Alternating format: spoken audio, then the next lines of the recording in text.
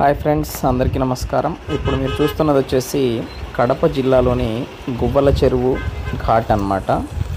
యాక్చువల్గా నిన్న ఏదో టైంపాస్కి సరదాగా అలా వెళ్ళేసి అంటే ఘాట్లో కొన్ని వీడియోస్ తీసుకుందాము అనేసి వెళ్ళాను. అయితే ఒక 10 మినిట్స్ అలా అబ్జర్వ్ చేయడం జరిగింది. ఎంత ఘోరమైనటువంటి ఒక పరిస్థితి అంటే ఈ ఘాట్కి ఒక ఆల్టర్నేట్ ఉంటే తప్ప హెవీ వెహికల్స్ లైక్ లారీలు అయితే చాలా మొరాయిస్తున్నాయి అన్నమాట చాలా వరకు ఎక్కడానికి.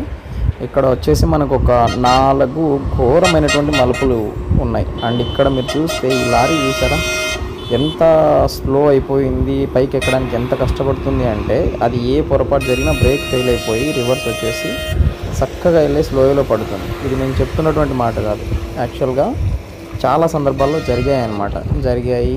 చాలా అడ్డుకట్టలు వేస్తే అవి కూడా అంటే మనకి ఫెన్సింగ్ లాగా వేస్తారు కదా పెద్ద పెద్ద రాడ్లతో, అంటే స్టీల్ ఫెన్సింగ్ వేస్తారు కదా, అది కూడా ఎత్తిపోయింది. ఇప్పుడు ఆ మట్టి కుప్పలు కనిపిస్తున్నాయి కదా, అవి వేశారు గట్టిగా ఉండడం కోసమని. ఆ తర్వాత కూడా కొన్ని లారీలు వెళ్ళి అక్కడ పడిపోయాయి అన్నమాట.